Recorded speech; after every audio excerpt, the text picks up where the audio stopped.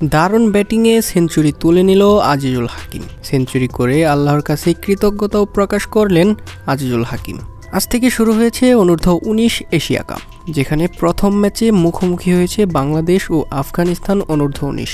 সেখানে আগে টস জিতে বোলিংয়ের সিদ্ধান্ত নেয় আফগানিস্তান 19 দল। টস হেরে ব্যাট করতে নেমে শুরুতেই ওপেনার আবরারকে হারায় বাংলাদেশ অনূর্ধ্ব-19 দল। এরপর অধিনায়ক আজিজুল হাকিম ও কালাম সিদ্দিকী মিলে দারুণ এক জুটি করেন। কালাম সিদ্দিকী 50 তুলে নেবার একটু পরেই অবশ্য বিদায় নিয়েছে। এদিন কালামের ব্যাট থেকে আসে 110 বলে 66 রান, 5টি 4 ও 1টি ছক্কায় এই রান করেন তিনি। সতীর্থ কালাম ফিরে গেলেও একা হাতে দলকে এগিয়ে নিয়ে যেতে থাকেন অধিনায়ক আজিজুল হাকিম। 83 বলে হাফ সেঞ্চুরি পূরণ করেন অধিনায়ক আজিজুল হাকিম। 50-র পর আরও বিধ্বংসী ব্যাটিং শুরু করেন আজিজুল। রীতিমতো 4 ছক্কায় কুপকাত করছিলেন আফগান বোলারদের।